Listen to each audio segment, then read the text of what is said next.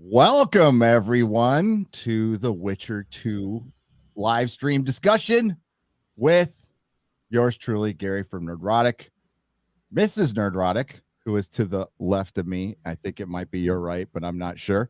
And we have Dan Vasc. How's it going, Dan? Hey, nice to be here. Hey, long time no see, huh? Right, yeah. It's been a minute. We've all been It's busy. been a minute. You've been busy working on something. Can we even talk about what you've been working on? I mean, Yeah, we can. Like, I look like a Twilight character right now for a reason. To be Okay, honest. that wasn't creepy at all. But No. yeah, I have my my School of the Wolf medallion here because I was just shooting and editing, and it's rendering right now my new Witcher song. So yeah, probably at the end of that stream that will be on. I've heard it. It's fucking awesome. Really? Thanks, It is man. Awesome. You got an early sneak peek. Yes. Yeah. So hopefully you just finished recording your video, right?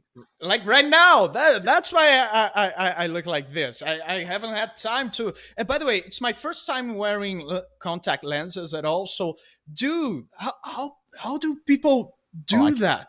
I can't. I don't know how. My people God. do it. No. I had to give myself a shot on my own butt, and it's much easier than putting on those freaking. I lost them Those all the time.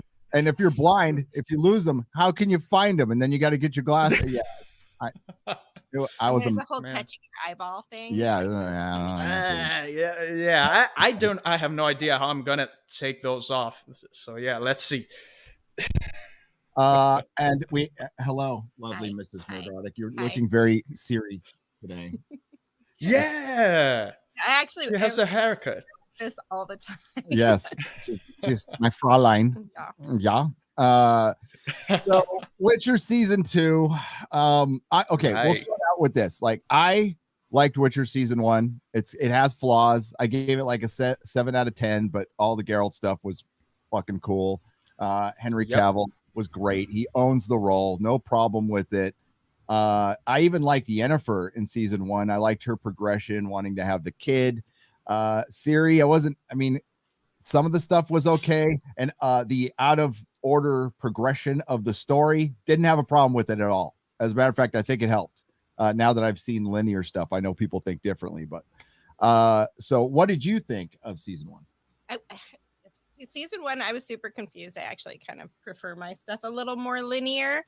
But once I read a couple of articles about the time jumping and then went back and just kind of watched a little bit more, then it made sense and I liked it.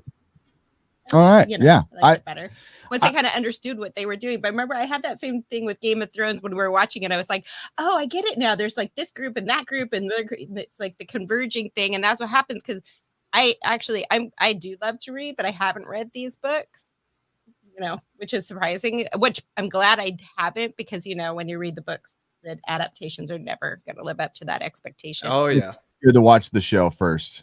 It is. But it's all with Game of Thrones. You always had to have your Song of Ice and Fire person there to help the crowd explain what was going on. That's what usually the groups have. With these books, it's not that bad. And oops. I don't think especially this season, you don't need to read the books, Dan, because they just gone. They're completely gone. Oh yeah, I heard about that. And the little bit I read about the Last Wish, I'm starting to read the Last Wish. It's already like on the first chronicle, I already spotted huge differences. They changed a lot of stuff, and I understand. Like, even Peter Jackson had to make some changes to the Lord of the Rings, but it's in service of the media and of the story on that particular media. Those changes need to be in service of that, and I don't feel that was the case all the time in both seasons. So yeah, I don't think so either. As a matter of fact, I think what they did was they dialed up a lot of stuff they didn't need to. A lot of the we'll call it social messaging. There was a lot of that. Yeah, freaking not just like feminism, because when you hear feminism. It's intersectional feminism is what I'm talking about, which is really trying to degrade the male characters to uplift the female characters who are usually insufferable. And man. Season 2. Rest in peace, King Philavandrel. Yeah, dude, right? King Philavandrel the cuck. God damn it. And everybody else, I mean, outside of the Witcher, Geralt, it was the same thing. There wasn't a single male character that was somewhat redeeming outside of the bard Jaskin, but and I know some people can't stand him because it's again, that's a huge departure from the book. And they adapted Blood of Elves in the beginning, and they fucking completely destroyed that. Really? Oh my god, there was like so I think it's good for us to explain to people at home what our backgrounds on The Witcher are. So you're huge into the books, right? Yes. Right. I got books after I watched season 1. So the before season 1, I had heard of the game. That was it. Yeah, so, my thing was the game, specifically Witcher 3. I was huge into that game. I played it multiple times. I played through the entire thing in multiple difficulties, and I'm huge into that for years before the show was on. And I was very excited when I heard about the show the first time, especially considering that Henry Cavill would play Geralt. I was very happy about that. Yeah, I think we were all happy when we heard it, because I was happy because I'm like, hey, we're gonna get some more fantasy, and I like Henry Cavill. And then we started hearing who was getting hired, especially with the writing team. And remember the lead up to Witcher 1, a lot of us were just like, oh, this is gonna be bad. This is gonna be bad, and it was a surprise to some of us. So we're like, okay, but the most frustrating thing with The Witcher is, it's almost great. It's almost good in some places. And it stops itself. It all of a sudden, like, okay, finally something's going, oh, we're going to go to Fringilla and watch a whole story about elves and immigration and blah, blah, blah. And oh my God, she got a friend. That's nice. Oh, boy. She made some friendies. That's really good. I want to see Geralt kill monsters. Do you realize that, like, remember the fight in episode 1 of season 1? We didn't get a fight like that until episode 6. Oh yeah. And then and it didn't live up to that fight on the first season. That fight was awesome. Yeah. It was awesome. Right on the first episode. They forgot the rule of sequels. Like the fights have to be bigger. The body count has to be higher. Like you have to amp that up. And mine for the second season was like, I think that the editing was not good. There were some scenes where and it's like, I'm in my 50s. I've watched enough fantasy, and I'm a big enough fantasy fan that I kind of understand the pacing, like in an innate kind of way. And when he's plodding along on his horse, and you're like, oh, and he's still plodding along on his horse. I'm like, and we're hearing the horse body functions. I'm like, we couldn't have edited that out. Did they think that made it gritty that we heard that? And so that's the kind of thing that takes me out of it. And you can't be taken out of fantasy, because then it's not what it's supposed to be. No, that's why fantasy is pure escapism. That's why it's the hardest. That I appreciated that they did some more world building and gave us some background. I thought that was a little better this season.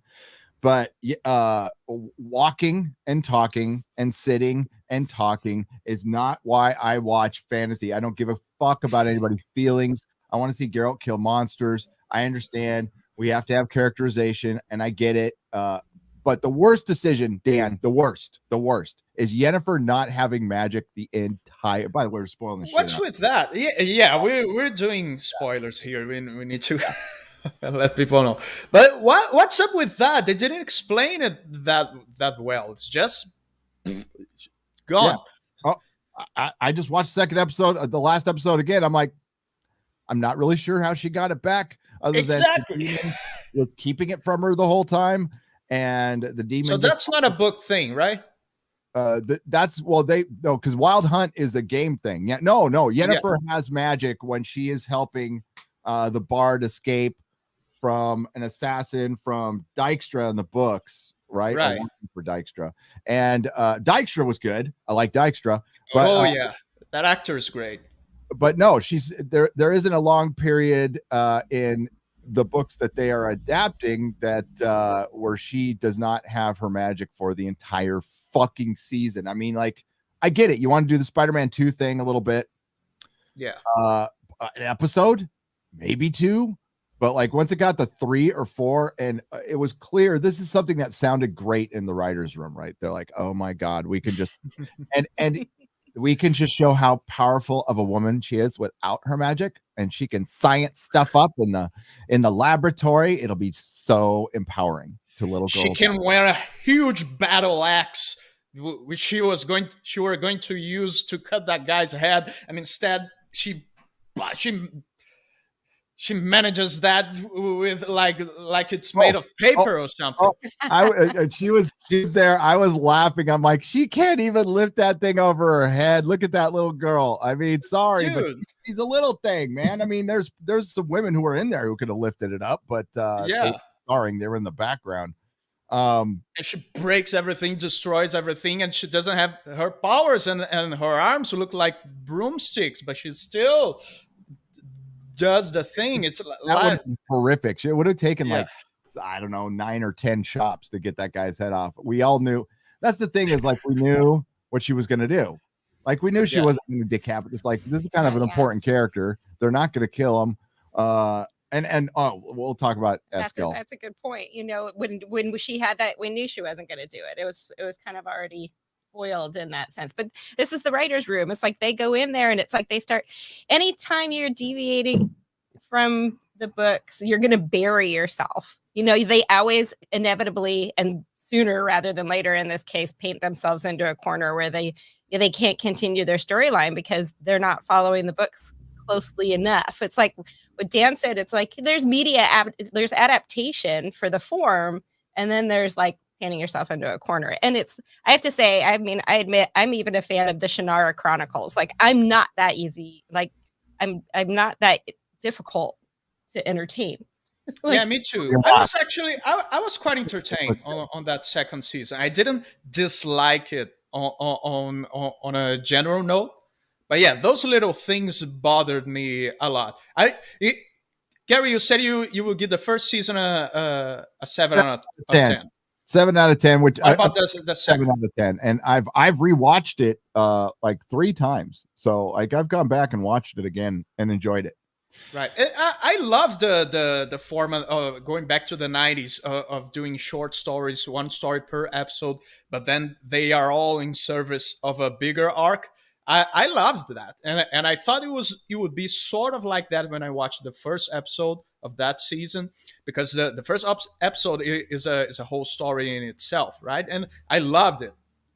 But I love the whole concept of taking fairy tales, making them dark, kind of turning them up on their head, and having a superhero running around in them. I mean, that's essentially what it is. Yeah, that's what it was exactly. And about Beauty and the Beast, Beauty and the Beast, Snow White. There's a bunch of stuff they did in the first season and in the first episode, which turned out being kind of the best, and I still have my problems with it, but I'm going to be probably harder on it than anybody else, because it was such wasted potential. And now we have 8 episodes that are gone like that, and it's going to be 2 years. And I was really looking forward to season 2. It's 7 or 10. I was like, I can't wait to see season 2. I had the date marked down on my calendar. I'm going to check this out. But then Henry Cavill came out in an interview about a year ago that Lady Gravemaster found for me in the middle of a podcast. He just goes, yeah, the showrunner has a vision, and I want to honor that vision. I want to be a team player, but she has a vision. And this vision, I just want to warn you, it's a vision. It's a vision that doesn't have a lot of me in it, basically. That's what he's saying. And I hate that vision. I think Henry is a professional. I think he's a team player. He doesn't want to, rock any boats or anything. If I was Henry, I'd be just metaphorically whipping it out and going, I am Henry Cavill. I am the show. Be closer to the books. So when it comes to like adaptations, what you were talking about, like, of course there's stuff that's not going to work on screen. We get it. We got it. But falling in love with your own work too, and that's one of the problems with Hollywood is they get a one success, like one successful season is not a success. It means, oh, you got the ball rolling, but they act like it's a mandate. But now we can do whatever we want.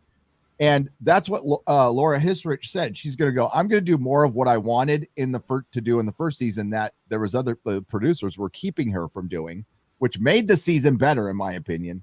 And then, it's the parts with Geralt and Ciri mostly were okay. Some of the dialogue was terrible, dude. Like, really predictable. CW, you're extraordinary. Oh man. I was like, that rant by Triss with the Witchers. Yeah, and I like Triss. Yeah, me too. But oh man, I thought that was like, yeah, you ignorant assholes! You don't know how to treat a woman. Yeah, they've been around them. They have been around him, but they've been around different kinds of females. Yeah. I thought it's like you put a woman on a military camp. Yeah. That's what would happen on real life too. So yeah, she is the strange element on there. Not the opposite. So yeah, I feel that was ideologically driven, that rant for sure. Yeah. Brought in partially because to deal with that, right? So yeah. I mean, I could see somebody have definitely, chewing people out, but that's it's part of that's how dudes that's how we deal with each other. That's how we know if we am I going to have to walk on eggshells around this guy, or can he take some shit? We're going to find out, Yeah. And that's exactly, it's simple, but it works. And yeah, it doesn't work in all cases. They could have made something better of that. I mean, eventually, they do accept Ciri, but the Witchers are just background. Aside from Eskil, they're just background noise. There's nothing. Oh yeah. Lambert, gets like his name mentioned a couple times. That's great, awesome. The other guy, the black guy, don't know his name. I have no idea what his name is. By the way, the asshole is the White Witcher, always. The Lambert, he's the asshole, and he's the white one, of course, and also the kings and the mages, all the assholes in the show are white old guys. That bothered me a little bit too. But to the credit of the writers, I like what they did with Ciri. They showed her like sucking. They showed her like being bad at stuff. She's not like OP. It's not like a Force Awakens, The Last Jedi thing where the female is like all powerful and she doesn't even need to work for that power. It's like they show her being bad at stuff, and I think that was cool. Yeah, she conquered the little Witcher, jungle gym, pretty quickly. I mean, that was in one day, right? But after that, that was one day. Yeah, it was one day because the Witcher was gone and he came back. Maybe he was gone for a couple of weeks. That was confusing. It felt like one day. Maybe it was longer. Yeah, it wasn't clear. Yeah, wasn't clear. But like she continued, she wasn't like taking on like 10 armored men by herself with her wooden sword and killing them. I think that's one of the things that I kind of get a little lost on is like how much time is really lapsing, and just reading some of the comments and thoughts and stuff people like have sent me on Instagram. I will say that there's a few things that run through my head when Ciri stormed out of the room.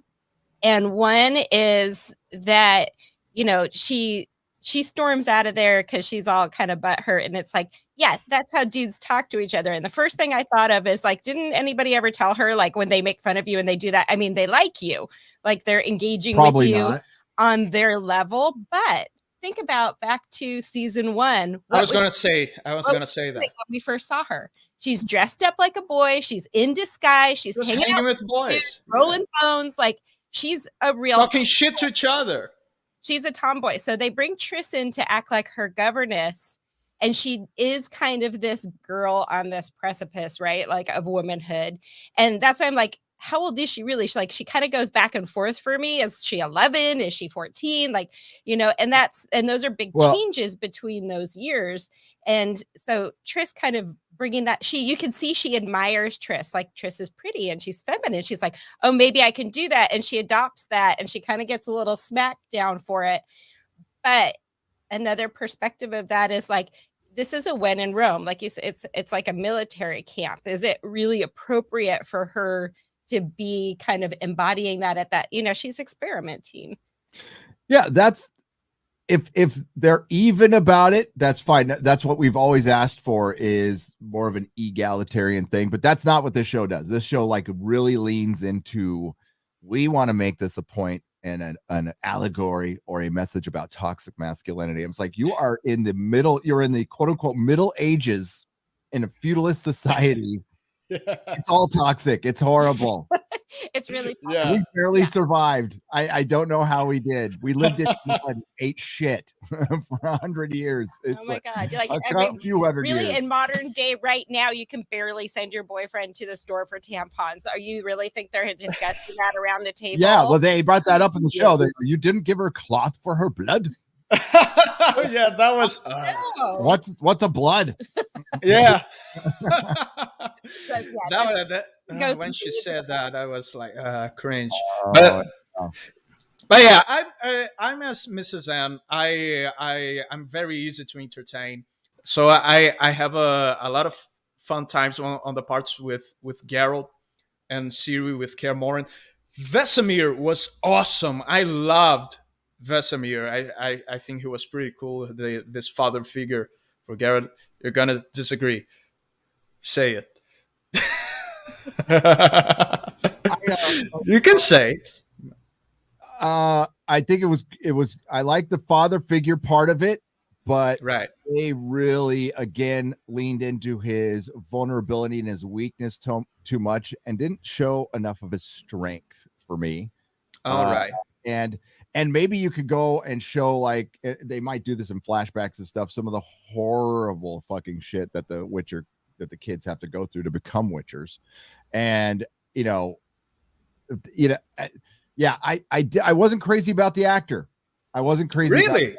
And maybe because like I've watched all the, I forgot which, I'm not a gamer. Okay. Forgive me. But all the stuff from the game, that's like the story. All the, what do they call those again? Just the story part. Cinematics. Yeah. The cinematics. I've watched all that shit. So that's kind of how I see them. And Ciri in the game, right, is like 10. She's 10, 11. On the beginning of the game, Witcher 3, she's like, a really small child. She's supposed to be very, very young. This one. Yeah. I think, I wasn't crazy about Vesemir. I wasn't crazy about what the writers, it was more the writing than anything, but I thought the writing this season was mostly pretty bad. But you enjoyed Jaskier, right? You said you enjoyed. I did. Az hates him. I like him. That's where I disagree with you. I thought I liked him on the first season. And by the way, Joey Batney, an awesome actor, an awesome musician, very talented singer, skilled singer. But I think he's just doing what he's told. But I thought his writing on season 2 was so exaggerated, so cartoonish, to the point of a Jar Jar Binks character for me. Every time he was on screen, I was like, oh, this guy again. It took me out of it a little bit because I thought it was too exaggerated. And like I get it. We need a clown figure for comic relief. But when you need a relief from the comic relief, it's a bad sign. It's like, enough with the jokes, enough with the awkwardness. And this guy is supposed to be a womanizer. This guy's supposed to be like that awesome rock star of the Middle Ages who gets all the girls. And if you know someone like that in real life, those men are charismatic. They're like alphas. They're not all awkward and weird. And they may be like clowns when they want to, but it's like, I thought he was too, like those two things didn't go well together for me. He's supposed to be that like this womanizer character who's really charismatic, and that's why the girls want to flock around him. But that, yeah, I don't see that happening with that clown. It could still happen. At the end, he was definitely forced in. Like when Yennefer's all, come to the lab. Why? Was he going to pick up bottles for you? Yeah. Why is he there? Why did she wake him up to take him to the lab to help build the fucking concoct a potion?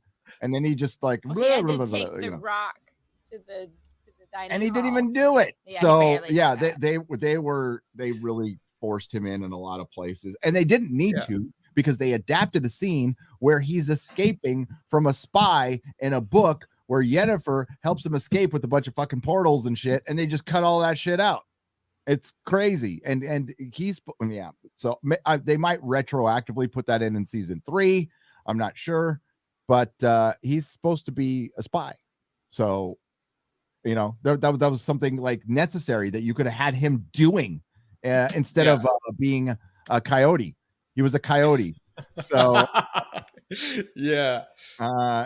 For the elves, the immigration allegory again, which was just okay. We got it. One episode was enough, but yeah, I got it. The people hate the elves. They are persecuted. There's racism and shit. But every single episode, you need to throw that in my face. It feels a little bit like virtue signaling.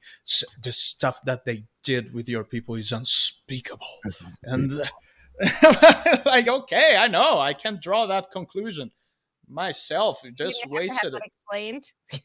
Yeah, I think I got it in a sentence or 5. I think I got it last season when somebody had the necklace of elf ears. I think I got it. That was you know, and also they brought in the dwarves later, but they could have brought them in if they adapted the book properly earlier in a pretty essential scene. But oh well, never mind. We needed to do all this other shit and have another girl boss and whatever. But if you're gonna girl bonding, the leader bonding, that was like, you know, in real life that would never happen. No. Yeah. Those two women to hate each other. Are you kidding me? They kill each other, especially in the Middle Ages. They'd be so friendly to each other. They'd be just like the coldest courtesy, and they'd be planning to poison each other within 24 hours. Come on, let's be real. Yeah. Some a lot of those things took me out of it. Yeah, you can see the modern, the postmodernist culture creeping on the writing. And I'm not even saying that those writers and that showrunner, I don't know that. I don't know them. I'm not even saying they are like they have a political agenda. They do. Go to a couple of their Twitter accounts. Oh, really? Even the showrunner? The showrunner, yeah, she does. She's worked on Daredevil season 3. Which was okay. I mean, it wasn't the best Daredevil season at all. Right. I'm not the biggest fan of it. I think season 1 or 2 are pure genius. And oh my God, don't get me started on Hawkeye last night. Oh God, that pissed me off. They destroyed Kingpin in 10 minutes, but that's a video for another day. I think she is capable of writing The Witcher, and she's her own worst enemy, because I do think the message is on her mind way too much, and it's freaking clear in the writing. And the thing is, like, it's like, if you haven't watched the last episode, this is like a good earmuffs time. But it's like, so they spend all of this time, like an overabundance of time, trying to build all this sympathy for the elf immigration, and at the very end, she kills all the babies. I'm like, well, they negated any feeling that I might have still had. Was done. Yeah, exactly. Yeah, it was just waste of screen time. So basically, we shouldn't let you in, because that's pretty fucking evil. Yeah. Now it's like, wow, okay, I see why they let you out of there. Or they spend all that time. Yeah, I'm out. Or they spend all that time showing the horrible shit, the racism and stuff, to try to justify that moment. Maybe that was their intention, but yeah, they were trying to justify that moment, and where the failure comes down is where this is a morality break that I've seen in Hollywood. It's gone on for the last 4 years. Like they really have a hard time connecting with the human part. It goes to WandaVision, the whole lot. Remember Wanda enslaved hundreds of adults and children, and they couldn't go to the bathroom, and they just let her go, and nobody even thought of that. Wonder Woman rapes a guy, and the director doesn't even think about it until there's criticism later, and she's what? Oh no, that's not what? Oh shit, I just lost my job with Star Wars. Oopsie. Yeah, they're disconnected. So after that scene where all the babies are dead, you're supposed to feel, the show's telling you to feel, this is justified. This is justified. Oh my God. It reminded me that, when we were watching Game of Thrones and they do the killing of the bastards, and that was pretty early on. That was and I was season. like, I'm never second watching season. This show again. I had to talk her into it. I was like, I'm not watching this anymore. But it was horrible. It was just show you how horrible Joffrey was, and like we got it. I don't remember anything from Game of Thrones. My memory just erased itself. You need to hit Gary more, and he will never let you forget anything. Yeah, it's a defense mechanism of my brain. I forget the traumas. I wanted to like The Witcher. It's like I need something to fill the fantasy hole, because like it's gone now, and like here's a book series I haven't read that's gonna finish. That hey, it's not as good, but I'm enjoying it. It's fun to read. The books don't. I mean, they hit a peak. We'll just say, and it gets a little. I don't think in what book? Towards the end, the last two, especially when you get to the Lady of the Lake, right. the narrative just goes, but it's and honestly, if you read the writer, it feels like to me like he hasn't had a lot of time with women or been on a lot of dates. It just feels like, every woman is like this idealized, beautiful, and it's not like SJW writing. No, it's like only guy writing. So it's fine. It's fine, but it's where he's only lived in the fantasy world. Yeah, he's like a dork. He's a dork. He's kind of So it's endearing. But that's what I get out of the writing anyway. But I like it. A lot of it's like really heavy on just the exposition. There's tons of exposition in the books. Like there'll be a guy telling a story for pages, but it's an interesting story. And there was a lot of that in this show. There was not as much. I've watched a lot of crap in the last 3 days. I watched the Hawkeye season finale. I watched Matrix. It's not that bad. And The Witcher. Far better than both of those. Okay, the Witcher. After I feel much better about The Witcher after seeing the Matrix and this Hawkeye season finale. I'm a little hard on The Witcher. Because oh my God, those are bad. Just watch Spider-Man again. You'll be fine. But season 1 was a 7 out of 10. What do you think season 2 is? Yeah, I was gonna ask that. Down like a point. 6 out of 10. Yeah, like I'll still really? watch 5.5 or 6 out of 10. Yeah, we were just saying, it's like there's not that much out there to really watch right now. So just watching something that at least, and honestly, I could watch Henry do yard work. What saves that show for me? First is the IP. The IP is awesome. Yeah, the world is awesome, and Henry Cavill, and in two ways that Henry Cavill saves this show, for me at least. He, as an actor, he's awesome as Geralt. He plays it like wonderfully, especially consider that he came from the game. So he's a walking fan tribute to the game fans. And the second way that he saves this show is that he is passionate about the source material, the books. And I watched an interview where he kind of lets it escape, kind of in the same way that on that interview you mentioned. He lets it escape that he's having to fight tooth and nail to keep the character Geralt, the same character from the books, to keep it loyal to the books. So even if we're having that much of a departure from the source material, Henry Cavill is like, imagine if he wasn't there, if he wasn't like fighting for that source material to be there, like it would be even worse. Geralt would be a trans Mexican or something. It would be Yes, much worse. Yeah, just try to deliver it as like the most undiluted version possible. Yeah. So I saw him saying that on an interview. So I'm like, so that's what's happening.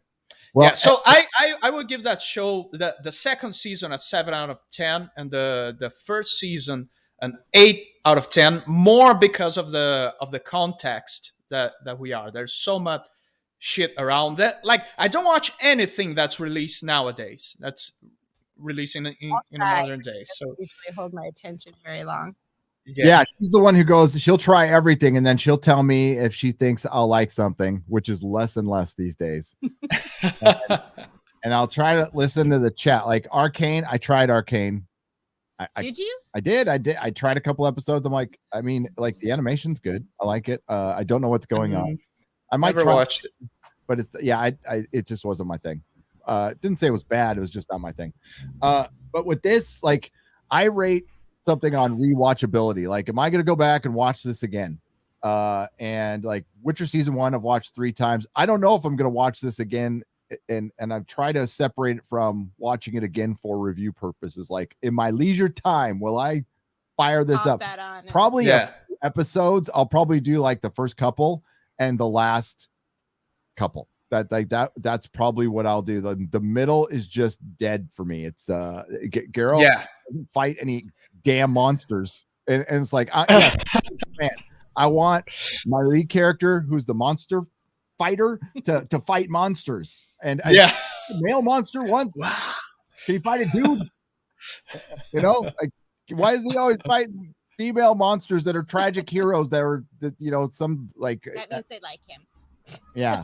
By the way, I don't know if it was only my monitor, but is that show overly dark or what? They keep doing that on so many things. I'm like, I think it's because of the HDR. They're trying to show off the HDR, but sometimes I watched the first time I watched it was on the first 24 hours of release. I was looking for the song. I was watching kind of casually on my phone, and while I was working out, doing chores, the sort of stuff. And I'm like, I can't see what's happening. What's happening here? It's black. It's pitch black. So overly dark. We're watching it on a 4K projector, and like Netflix's 4K is pretty good. It's like for streaming services, they're the best for high definition. But yeah, I couldn't see if there was another light on. I'm like, I can't see what's going on here at all. Game of Thrones had that problem too, and they denied it. You know what their response was? Remember what their response? Frontier? Go buy a more expensive TV. Oh man, that's the answer to everything. Of course, but Frontier was like that too. Was that Frontier with Jason Momoa? I was trying to watch that, and I was like, it's just black. I can't watch anything. It's because of the HDR stuff. I'm all, what's the point? Yeah, of watching that. They want to show off the new HDR technologies and that sort of stuff. But yeah, sometimes it backfires, and I'm sorry for having a shitty TV, but I'm the client. You're supposed to adapt to me, not the other way around. Yeah, and sorry, ladies, no bathing Geralt this season. No bathtub. Oh yeah, dude. And what's with the lack of boobs?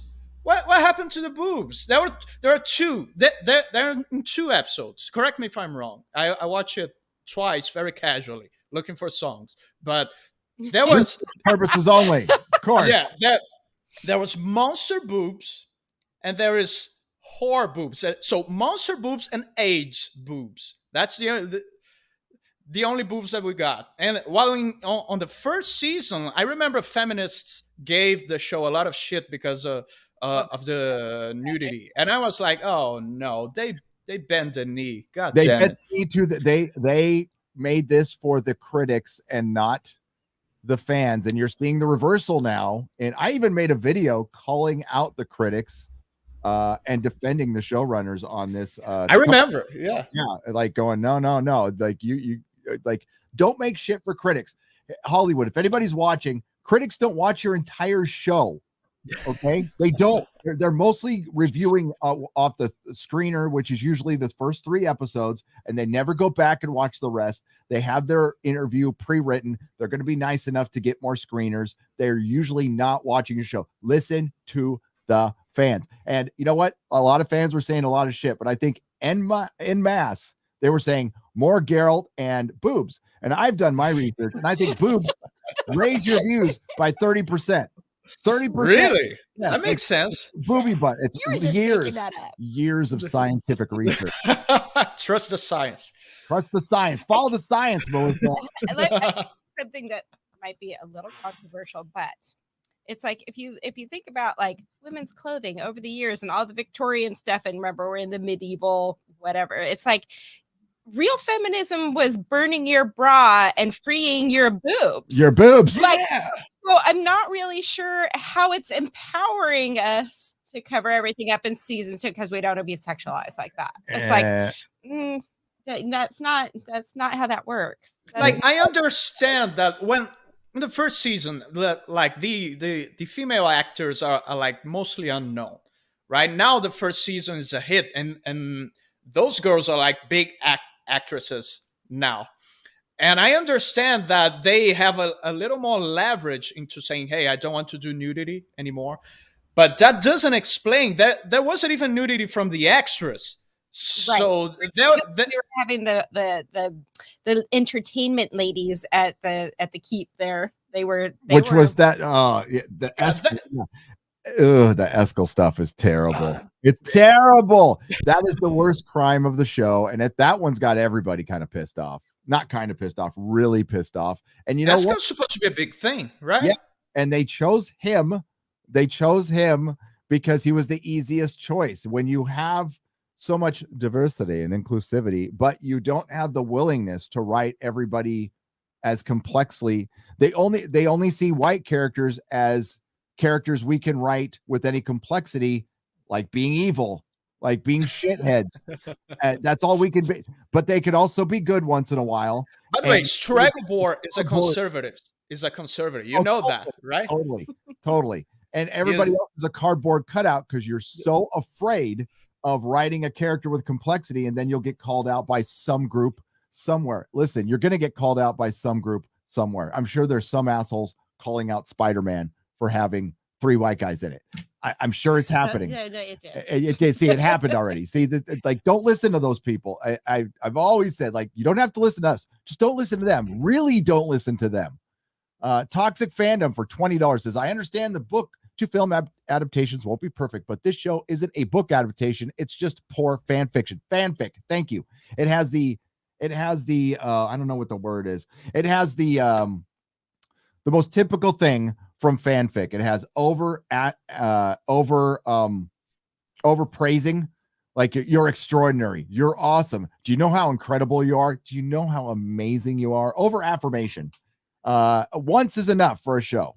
Once is enough. I have a memory to where I can remember where somebody says Siri's amazing, and she can scream and like pull down monoliths and shit. So I get it. She's pretty amazing.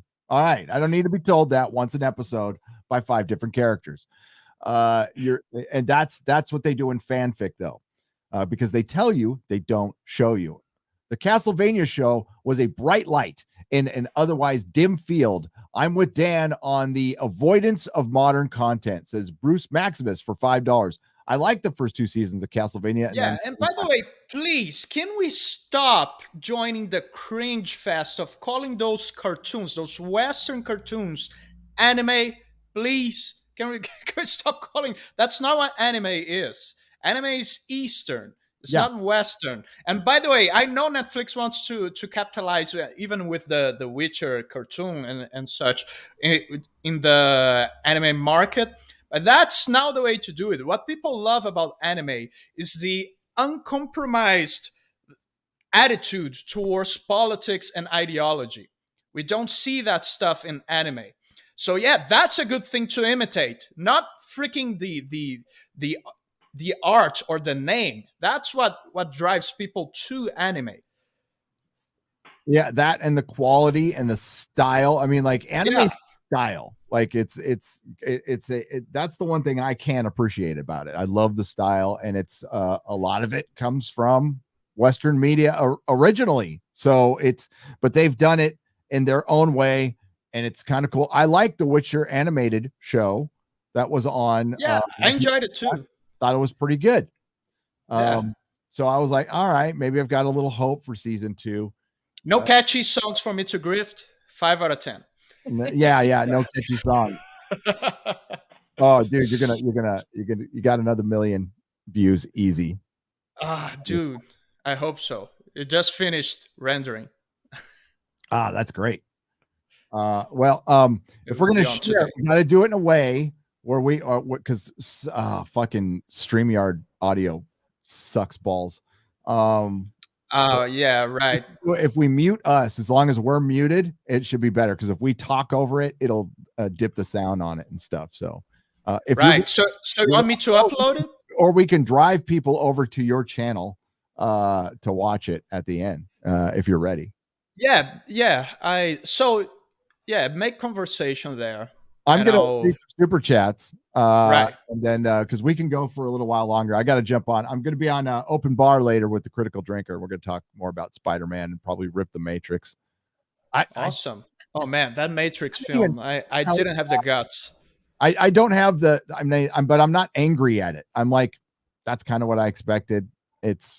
I'm more pissed off about Hawkeye. Hawkeye at about midnight last night triggered the shit out of me. I'll admit it. I was fucking raging because like it took one of my favorite characters from one of my favorite shows, Kingpin, and destroyed him. Like utterly destroyed him. He's done as a character. He's done. It's so dumb what they did.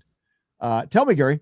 We would watch so me utter dog shit. So much utter dog shit in the 80s for some Barbie Benton and Sybil Danning tit and ass. Man of War 665, Neighbor of the Beast. You are right. I would sit through hours of stuff. I would watch Benny Hill. You always got, like, I liked Benny Hill. It was funny, but you always got a booby shot in Benny Hill. If the editing for PBS fucked up one day and they didn't edit out the booby shot, you usually got it. I'd wait.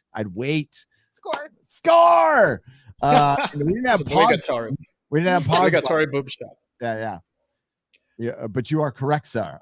Sorry to be melodramatic, but it feels like I'm suffocating when I see Cavill constantly misused. He should be an upbeat Superman. He should be Bond. Dude. He should be the sole focus of The Witcher. Instead, we get to realize we're missing out, and so does he. And thank you, Jester of Roanoke, for $1, and you are correct. Like he was supposed to be like the Sylvester Stallone from on the 80s, right? Yep. Arnold Schwarzenegger. It's incredible that he's not so bigger than he is right now. No, he was born in the wrong era, poor guy. He's used as bait and switch. I mean, with that freaking Enola Holmes thing, and then, I mean, he's just a guest star in it, and basically he's not the focal point of this show. He is not the focal point of The Witcher. He's like 1B at best. Hail Gary, and big hello to Mrs. Nerdrotic and the awesome Dan Vasc, and hail to the fellowship, says Mr. Buttcrack Media for 50 Canadian pesos. Thank you, sir. I appreciate it. Nerdrotic from the past. Oh God. That's a picture of me without my beard. Gary, I love our beard. Hello, future me. I do too. Thank you for the $2. Did you do that one? I will. I'm kind of going backwards there. Yeah. So I had to get to that one first. So Stargate 404 for $5. I heard some say I would love a companion series where Geralt slays off different monsters each episode. You mean a show called The Witcher and not the Yennefer? Yes, it was the Yennefer this season. It really those Yennefer parts were so boring. I'm with you on the first season. I liked her. I liked her character development. It was entertaining. But this season was she again. Yeah, just running around crying about not having powers and her entitlement and then she and the politics at the end, and she like serves up Ciri to die, and the Witcher's like, okay, you can babysit her now. I don't forgive you. And he's gonna forgive her. They're gonna be like boinking. Of course, because she's awesome, stunning, and amazing. Yeah. And we're supposed to like Yennefer, right? Like, this is the thing. We're supposed to like Yennefer. I like Yennefer. I like Triss in the books. We're supposed to like these characters. Yeah. Triss, or oh god, the whole mage guild or whatever the fuck they are. And they're gonna go after Ciri now, which might make them interesting, but everything leading up to that was just especially with God, I'm forgetting his name, with the two mages hooking up. Oh yeah, those two. Yeah, I know. And I don't want to. So remember the other mage that gets I'm forgetting his name too, that breaks the other mage out from prison for 10 years. And she tests the blood and her face gets all messed up.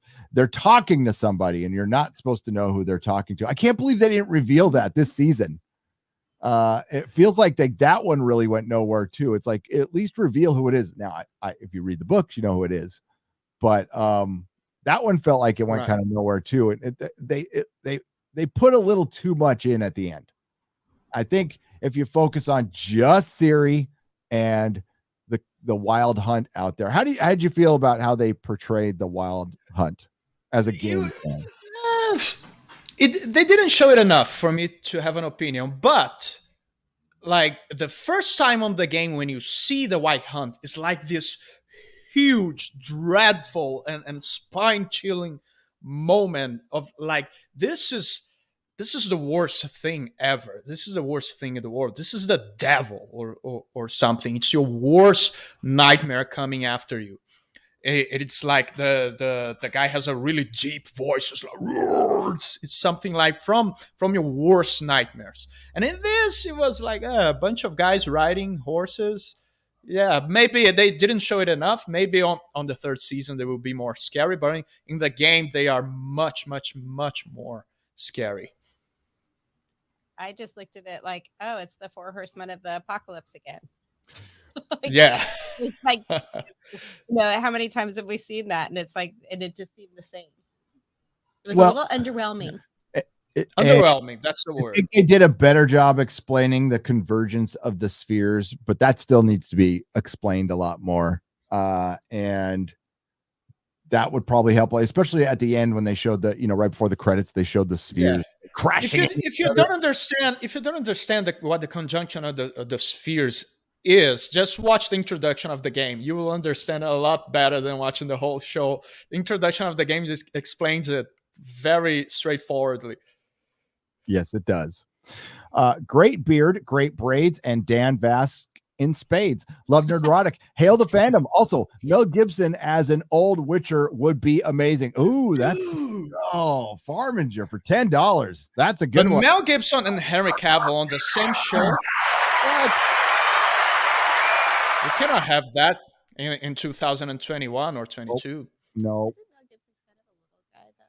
Yeah, but Henry Cavill has short arms, so they work that out. He's got really short arms. Does he? Maybe he just has a very big chest, and I don't know. It might be, but his arms are pretty short, and you can't unsee it. You see it. I like Henry, but he's got some short ass arms. I'm a huge fan of the games, and this show is just a soap opera. Geralt had about 2 cool kills on monsters in the entire season. Harumph, says Will Meldman for $5. Yep. This one was made for the critics and not the audience. If they would have made it for the audience, F the critics. The audience is what buys your subscription, sees your shit over and over again. The critics are on to next thing, and all they want is a freebie. I did have somebody comment too that the monsters were just a little too dinosaur-y. And I did think that at one time, like, there's a T-Rex coming out, or there was a raptor at one point. I was like, but then Jurassic Park. Part snake, part this. But somebody said that there were too dinosaur-like. Yeah, they spoiled us in the first season with all the monsters they came out with, and it just wasn't. I think the CGI looks better this season. For some reason, but it was less imaginative. So it was better, but less imaginative. It was just kind of generic at the end. And it also was long in the dark. There wasn't a single fight that wasn't like playing daylight, like the first episode of the first season. I missed that. I wish there was a fight with light, so I could see what was going on. But I get it. The CGI looks better in the dark. So yeah, it was the same thing with the Godzilla film. Godzilla, the first Godzilla film, it was dark all the movie because of the CGI. It looks better in the dark. What point in the show did you catch that that Yennefer was amazing and she was the hero of Sodden? Was it the first time you heard it or the seventh time you heard it? I needed to hear a lot of time because I wasn't convinced. You need to repeat that to me in order to convince me because I'm quite heart's cold. Yeah, I'm a little dim. You're so forgetful, honey. Fourth or fifth time when we forget. It was amazing and the hero of Sodden Field. I'm like, oh, she's the hero of Sodden Field. Okay, I get it. Something for normies for $49.99 says, "Hail, Mrs. Nerdrotic. Normie wife said I needed to chill out on the super chats, but that's fine. Listen to Normie wife. But I had to take the opportunity to let you know that your husband is awesome and a big inspiration to me. Also, we moved to Texas in 2019 from SoCal. Welcome to America. Something for normies. Thank you for the $49.99. Chill out. Listen to your wife. Happy wife. That's the big project I've stepped away from today is packing. Yeah, during Christmas. While I get to watch that and review it, she has to pack during Christmas, and I was doing the real hard work because I was watching The Matrix. Yeah, and Hawkeye. I would rather be packing.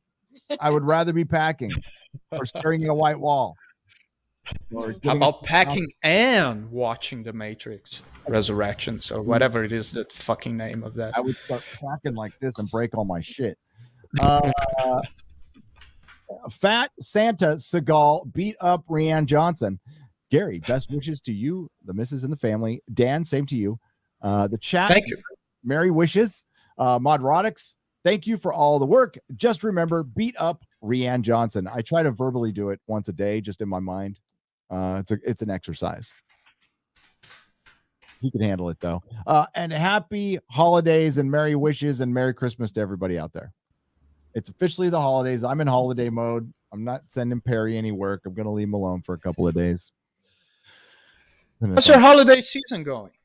It's going okay. It's going good. You know, I'm awesome. Work. But me it's too, fun. man. Yeah. Yeah, I was running. I was rushing my Christmas song, and now right after I was done with it, I was like, yeah, now I'm gonna rest. But no, the Witcher season 2 comes out, and I'm back to the studio, like only going out of the studio to sleep and shit. So yeah, this is why now I feel my holiday season will start.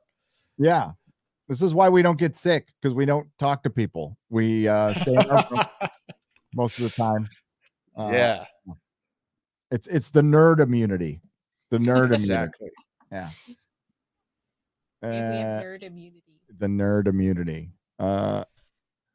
Everyone keeps saying don't deviate from the source material, but when has that ever backfired? You know, besides Game of Thrones, the MCU, Star Wars, Star Trek, Doctor Who, and literally every occasion. That being said, I'm sure it'll work out for Lord of the Rings. I hate my life, says Anak Maman for $100. Anak Maman, maniac. Thank you. I'm gonna pretend that fucking show doesn't even exist. I will not look. I'm sorry. I'm not even watching your videos because it hurts too much. You know, it's like first they got Star Wars, then Matrix, but this Lord of the Rings, like now you're. Even talking about it makes my blood boil.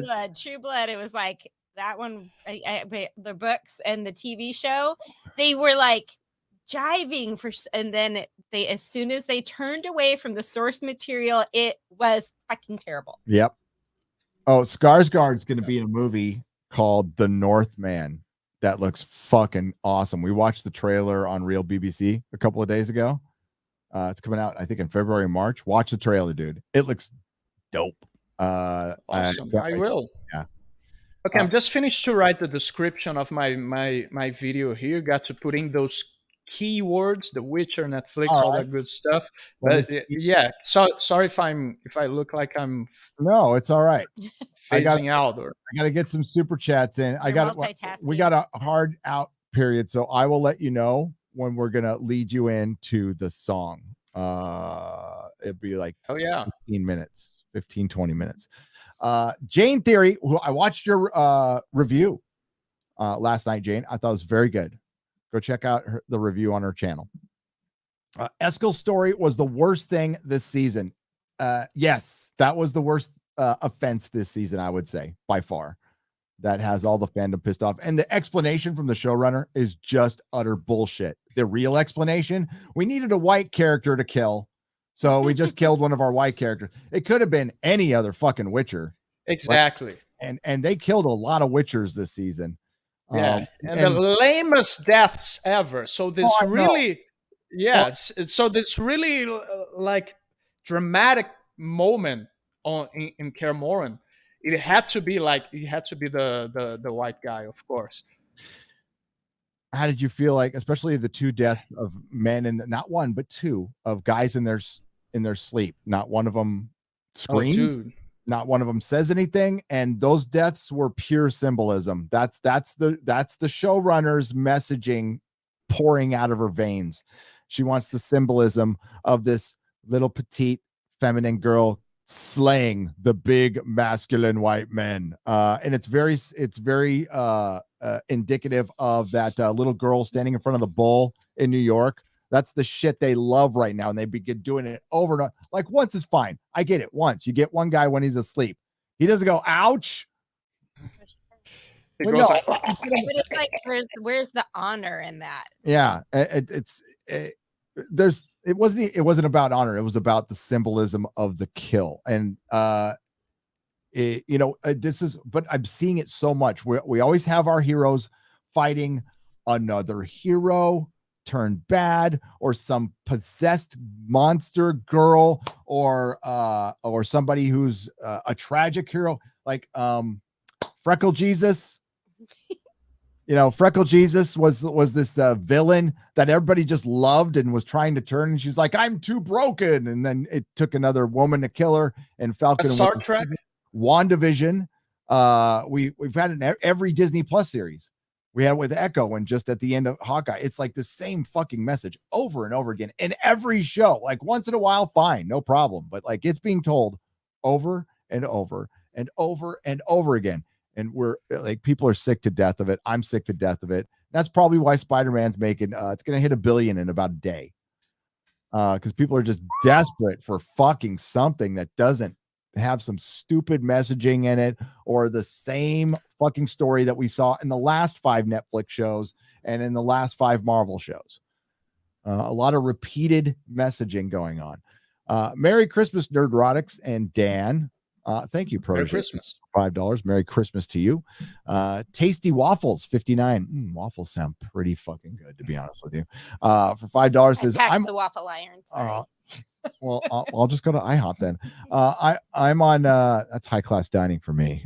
I'm on episode 7 so far. I like it, but the pacing kind of takes you out sometimes. Like you said, I want more monster killing. Didn't get how Yen lost her power.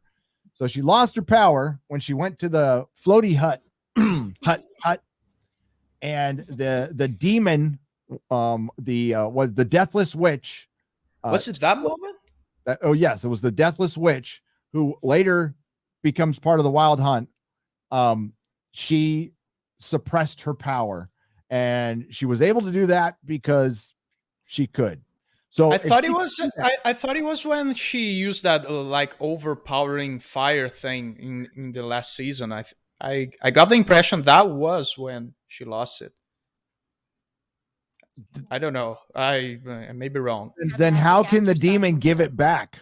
Would it take a spark? Could she have got it back on her own? Yeah, How no did one, she no back one in- had. Yeah, we had that. That only serves to show that we don't have the slightest idea of what's So either happening. she had the power to, either she took it away or had the power to oppress it, because Yennefer had to give her something to get her power back. That was the whole deal, is you had to serve up Ciri to get your power back. Right. Obviously she had the power to give her power back, or she had her power. Not And really. why did the witch didn't do that with that other sorcerer? Why didn't she do it with everybody? If she feeds off pain, just take power away from mages. They'll fucking cry like little bitches, and you can live off that stuff. You can. Yeah. Oh my god, and yeah, the whole messaging of that was I don't know what the fuck it was. I don't even. I sometimes you get lost in the messaging. That's certainly what happens in the Matrix. I'm sure there were some messages in there, but through all the fucking just verbal diarrhea that was going on, I couldn't understand. Mazwin 87 for $15. I found it funny that they didn't stick with their decisions on Triss. Season 1, clearly mixed race lady with brown hair. Oh yeah, I saw that. I noticed that too. It was the first thing I said to you, didn't I? I'm like, oh, she's got red hair, so they have hair dye, which they do in the past. And she felt like dyeing her hair red. Season 2 was, they clearly added a ton of makeup to her and to make her more white, and dyed her hair red. Yeah, I thought she looked kind of better, but yeah, I still can't get over that casting, man. It was so wrong. Nothing personally against that actress At all. Totally miscast. Yep. Yeah. I thought she did a better job. I think she does fine acting. She does the best with. It's not, Agreed. it's not her fault. It's just. It was dumb casting. I mean, you've got this Northern European lore. That's what we're dealing with. These Northern European, right? You can fuck with There's all this multi-race ethnicity diversity on a show from an IP that was supposed to be a mythology about Europe, based on medieval Europe.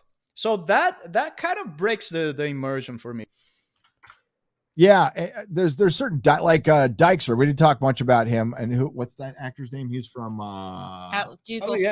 Dougal from Outlander. Guy was great.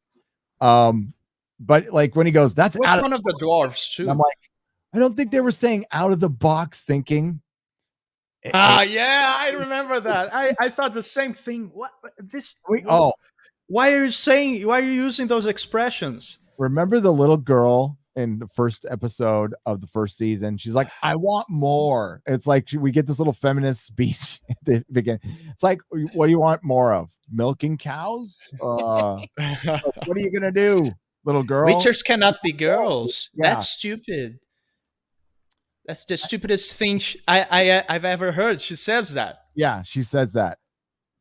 And that's the writers saying something like that, and that's where you break your verisimilitude, which is just on the thinnest of ice with the show at times, with fantasy.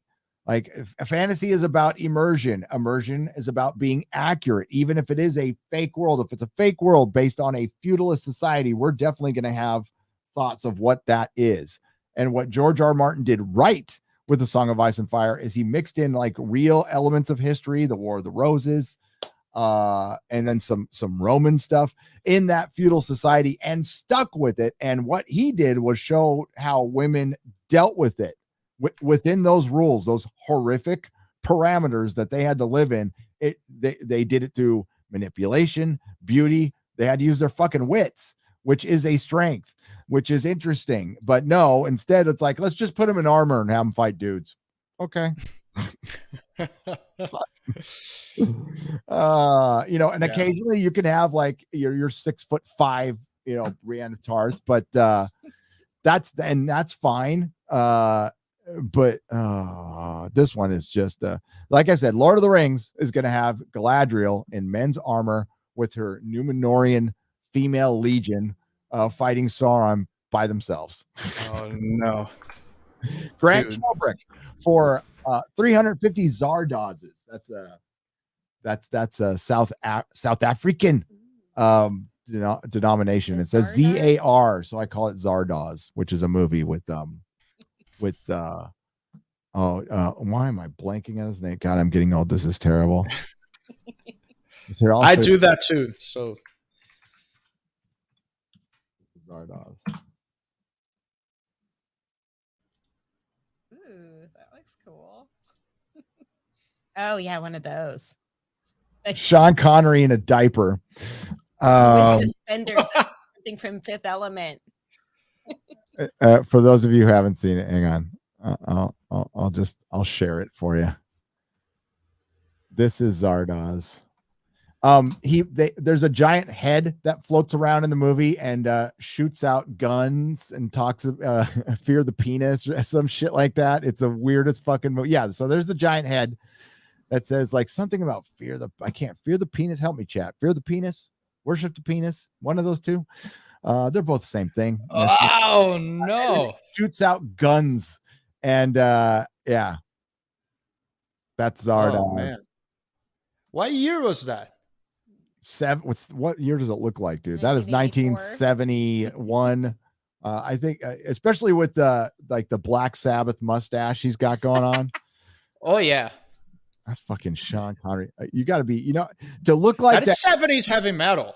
That is but to have an orange diaper on and still look like he could beat you to death with his bare hands. That's a man right there. That's a fucking man. Grant Helbrecht.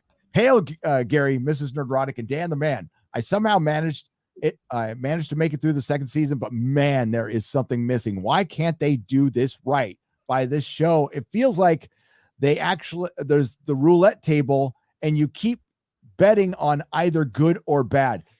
Exactly, Grant. That's well said. This show could be great. There is great lore, great elements. You have mostly a cast that kind of won me over. When I first saw the casting, I'm like, oh, but like, you won me over in the first episode. I was positively surprised by Yennefer. Yep. I thought it was pretty cool.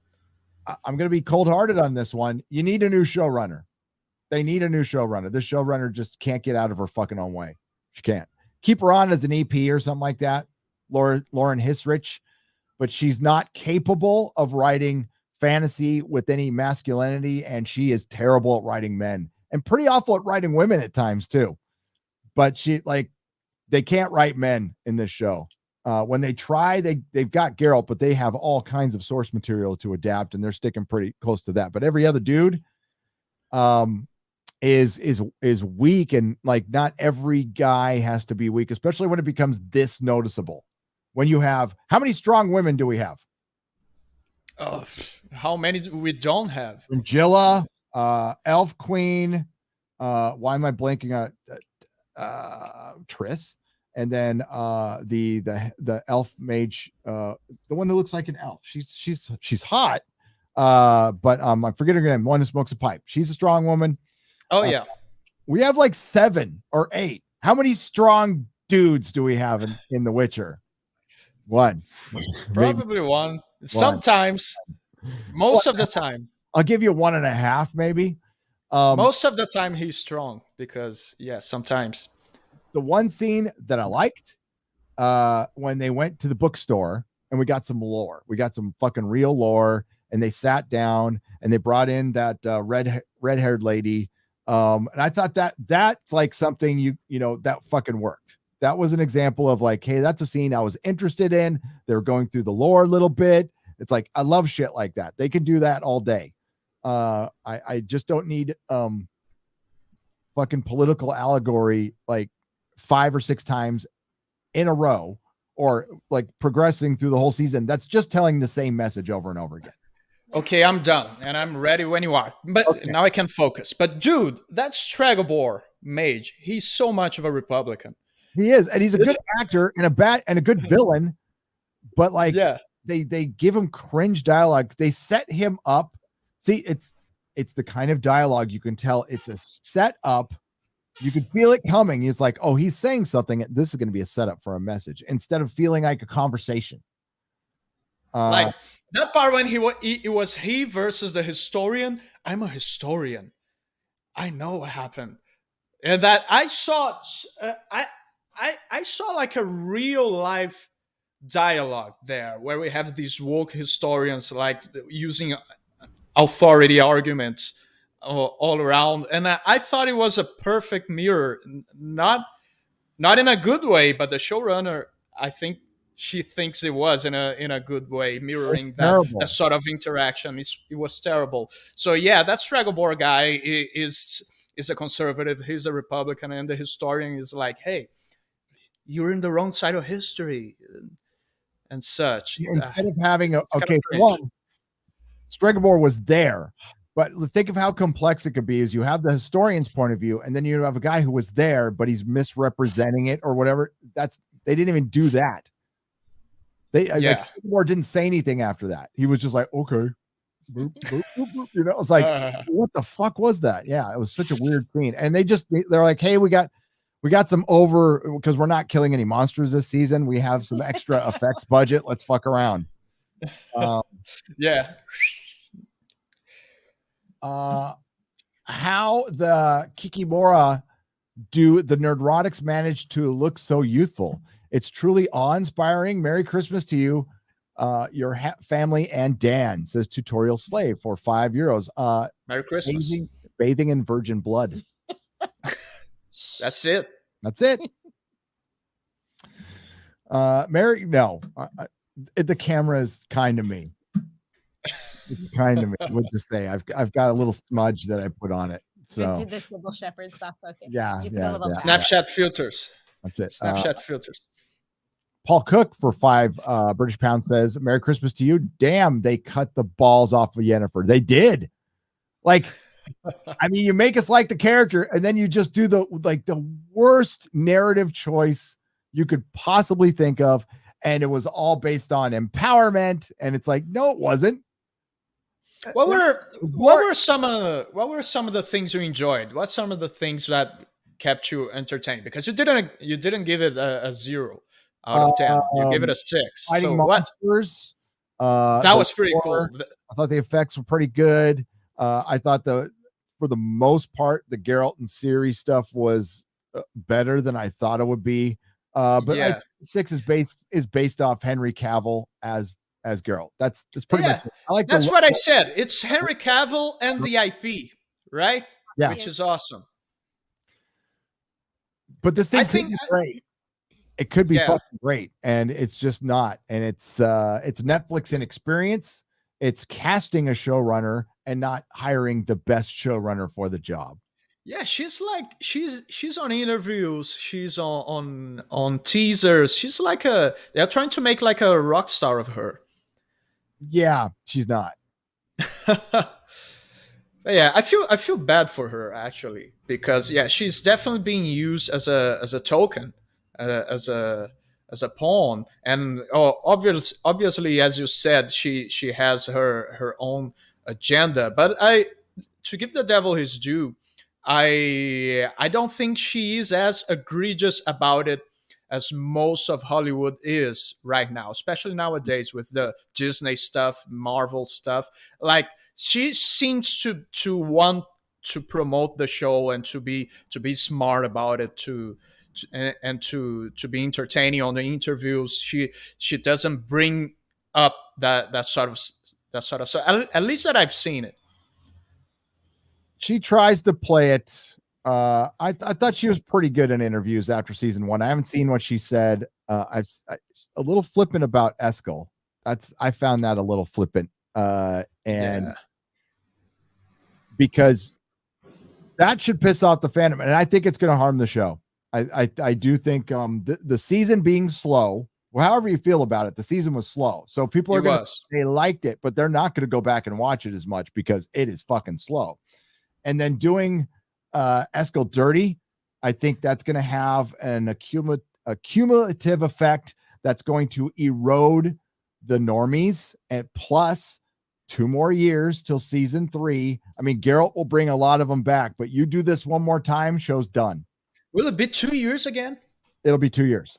I thought it was because of COVID. No, these shows take 2 years. I mean, there's a lot of effects. There's a lot of costume, a lot of production that goes into this. And it's horrible when it's binge, when it's released all like Terrible at once, and then you need to wait 2 years. Yeah, you can always play the games, read the books. There might be something like really subtle that we all missed about her magic that you would catch on a weekly episode, right?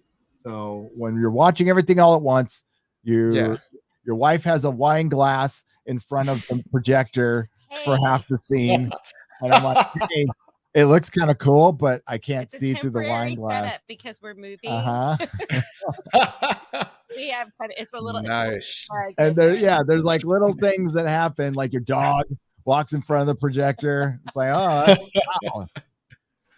Yeah, dude, I was like, I had it on my phone. On the first 24 hours, I had seen it at all. We were worried that we wouldn't be able to watch it in time for the stream. But yeah, we could have streamed, like, for me at least, on the first 24 hours. But yeah, I was looking for something. What did I like about it? I did like the costumes. And it looked better, right? Like that's very in line with the fantasy thing. I think they did mostly a really good part. I did read a comment this morning that I thought really did ring true, and it kind of goes back to that, like, Cirilla, like, not knowing what age she is. They talk about her being bruised as an apple, but there's never any bruises. Like, you know what I mean? Like, they could have her like a little grittier and a little beat up. I feel like she could be a little more fresh faced. I feel like she's not really youthful, and they kind of overdo her where she looks a little more sprightly fairy-ish. And I mean, maybe that's because they're trying to be subtle. I'm like, they stopped bleaching her eyebrows though, which is a plus in my books. Yeah. Don't bleach her eyebrows. Yeah, I mean, well, I definitely think it looks fine with her with the dark brows. What? Who? Siri, yeah. But Tris Marigold's dark eyebrows, like, with really. God.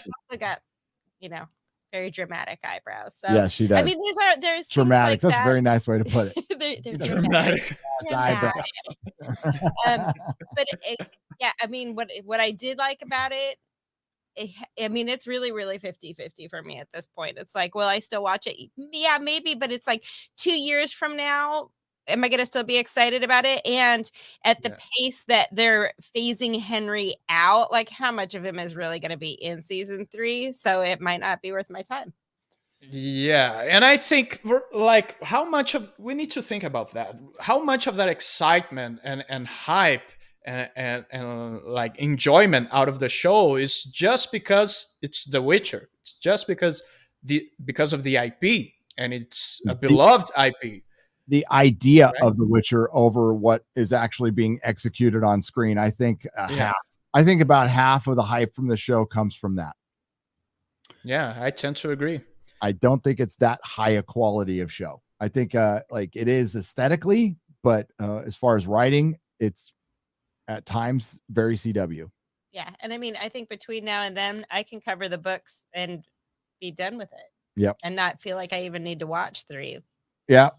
Unfortunately, I'm not like looking forward to season 3 like I was season 2, because it's very clear that the showrunner has a vision that involves Henry Cavill being in it 33% of the time. Exactly 33%. All right, we're gonna read some super chats and wrap this thing up. And then watch Dan's video. Are we gonna watch it here? Because if I just over to your channel, I think we should send people over. Yeah, because the Streamlabs does that shitty thing with the audio, right? Global audio, and I'd rather have you hear it in glorious stereo or 5.1 or your nice headphones or whatever. Christoph, the Polish guy, for 10 euros. Also confused. Do you like season 2 or is it Last Jedi bad? I came out the chat much later. 6 out of. I liked it. 6 out of 10. I liked it. I was entertained, but then again, I'm very easily entertaining, and I'm very susceptible to the Witcher hype. I love the Witcher. I love the games, as you can see. But yeah, I enjoyed it. I was entertained. But yeah, those little things took me out of it, and it could have been done a lot better, in my opinion. Yeah. I can't see us watching again, and if I do, I'm going to be skipping over all the elf parts. Dude. They're just gone. I'm just going to. I tried to watch it a second time, this time paying more attention, less casually, because I already know the song. And those episodes in the middle, 3, 4, 5, I just phase out of it. The politics, the overextended dialogues is just I fall asleep. I don't think they know where the politics are going. That's why we had to go and dig up scrolls, and it kind of validated the fact that we don't know what's going on watching it, because they don't know it. I mean, they don't know what's going on. It's like, I guess it's supposed to be so foggy that nobody really knows the direction that this is, or what the underlying plot is. What's the big gap? But then don't spend that much time on it. If it's supposed to be a mystery, then just like mention it and give us more fighting, give us more Geralt. But it's just a distraction. Exactly. It's just a thing that you need to go through to see more Geralt. Yes, it's like it's waiting for Geralt. That's what you're doing. Yeah, exactly. Merlin, and then like when Geralt and when you got Geralt, he was babysitting most of the time. Yeah, it was babysitting, going, "You're amazing. You can't do that. Watch out." Women can wear dresses and fight. I know. Remember that? No, it's like riding a horse in a dress. You can do it. Yeah, that line was so fucking terrible. It's just like, yeah. He's just like, I know. I'm curious how she managed to survive multiple pitch battles, but okay. Let's be honest. It's only a matter of time before Henry C decides to have scheduling conflicts and seppuku's his way out of this awfully written series. You can tell he's miserable about this show. Yeah. I agree. Both as an actor and as a fan of The Witcher, I can tell that from the interviews. The way he says it, you can see it in his eyes. He speaks about like Laura's vision. Like I tried to get the book Geralt to Lauren's vision as much as possible, and that when he says that, like it's like he wants to cry. You can tell that he's kind of miserable as a Witcher fan. Well, that's not a good thing. Merry Christmas, everyone, and hopefully we'll have another awesome New Year. The Banshee for $4.99. I hope so too. This has been the year of cringe for the most part. We've gotten some good stuff, but it's been a pretty cringe year for entertainment. I don't know if you saw, like the White House put out this musical thing that a bunch of dancing, singing nurses. That was worse than any TikTok video I've seen this year. That's like something out of science fiction. That was horrible. I was like, I had shocked and stunned face. I'm like, I didn't know who okayed this. Did we pay for it? We probably did. And I thought it was a good idea to show other people. Some young guy for $5 says Mel Gibson as Vasimir would be freaking awesome. Hail to the chat and hail to FNT. You guys are the future of entertainment. Oh, thank you. Thank you. And Pete Stawicki, is that Mrs. Nerdrotic? So nice to put a face to all of those stories. Beautiful smile. Thanks. M Tag Shark for $5. Merry Christmas to you all, and thanks for a great stream. You are welcome. AJ Speaks for $5. Since we are going to be neighbors, DM me at Twitter and let me know when you need some chickens or goat milk. Also, please let me know if Mrs. Nerdrotic is opening a salon. I'm actually not those. I don't know why. So you're moving to Texas, right? Yep.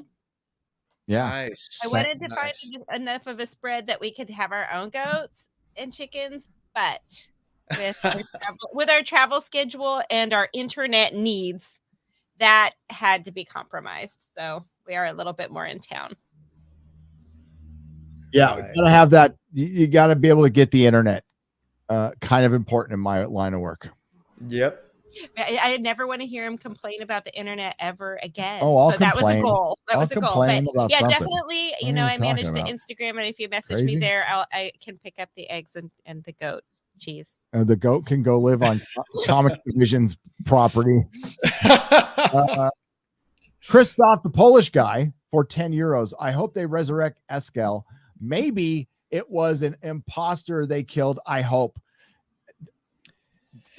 The fandom's pissed on this one, and her response was shit. So they're gonna have to do something. What was her response? What was her excuse? Her response was, we really needed people to motivate. We needed something to motivate Geralt. It was just done to motivate Geralt and change his direction so he becomes more of a father figure to Ciri.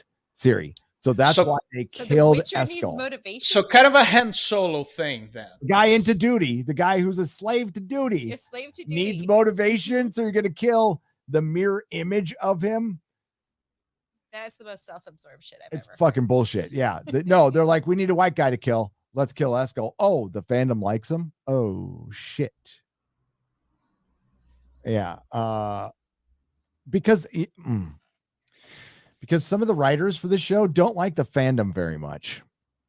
Not big on them. They just see passion as toxin. Remember that Henry Cavill interview? Sensitive. Yep. Yeah, that's why we don't see him as much as we would like to, like overall in Hollywood, because of that attitude. He is against. He's the opposite of all of that Hollywood trend that we know and love about.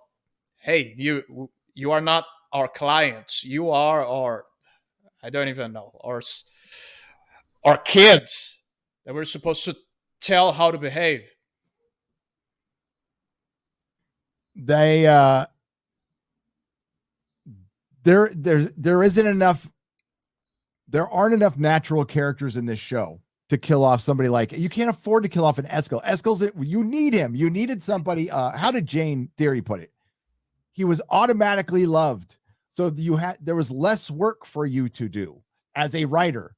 You took a character that people universally loved, and if you brought him in, you would have had another character that people loved more for people to talk about. Have people loving a male character. No, we can't. Yeah. So we imagine him fighting alongside Geralt, alongside Lambert, and seeing those guys in action, doing contracts, doing Witcher contracts, and that kind of stuff. It would be awesome. Let's see what the fan. Not that it totally matters, but Witcher season 2 tomatoes.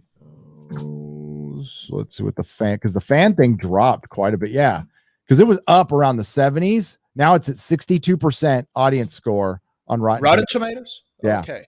And it's 94% critics, which is almost an exact opposite of what it was. Interesting phenomena, right? Yeah. So you go the critics' way, you go opposite of the fans, of the people. Carlos G for a half star. This season had everything to be better than its predecessor, which was already quite lazy and poorly written. It had more budget and a linear narrative, and yet it still manages to be the most boring, poorly written thing in the world. That was the first review I found, and that's from 2 hours ago. So he sounds disappointed. He sounds a little disappointed. It was boring. That's mad. Yeah. Its biggest crime. It's a little dull. Boring. Yeah. Dull. We'll just say dull. Yeah. Is that Mrs. Nerdrotic? So nice to put a face to. Oh, I read that one already. Hang on. There was another one to Mrs. Nerdrotic down here, and I lost it. Oh well. I'll find it again. Let's be honest. It's only a matter of time. Oh, Brian, I read that one. Yep. Also confused. Okay, I read that one.